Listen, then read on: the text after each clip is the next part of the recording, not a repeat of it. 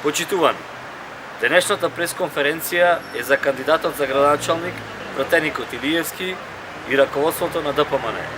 Потенцираме за пратеникот и раководството на ДПМН, но не и нивните членови, бидејќи тие, како и сите ние во Битола, не веруваат во лажните вести за мигранти. Применувајќи ја својата добро позната стратегија, народот да го држат во страв и неизвестност, продолжуваат и сега. Па така оние, кои 15.000 наши сограѓани и повеќе од 500.000 сонародници ги направија емигранти, низ целиот свет се дрзнуваат да збораат за некакви си кампови и населби за бегалци, па уште ќе организирале и референдум.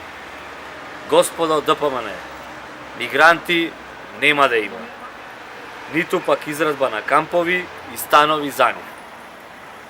Од кога почна бегалската криза низ Македонија, имат поминато преку 1 милион бегалци, а од нив останале на привремен престој во неа само 15. Овој податок многу добро го знаат во ДПМН, но познавајќи го нивниот метод за манипулација, наредно се очекува да организираат и референдум за марсовци. Почитувани од ДПМН, не лажете, бидејќи познато е тој што лаже и краде, а потоа го транспортираат. Помина времето на замајување на јавноста со невистини, шпекулации и лажни ветувања. Битола беше конзулски град кој тандемот Илиевски-Талески го претвори во сиромашна сенка на едноминато време.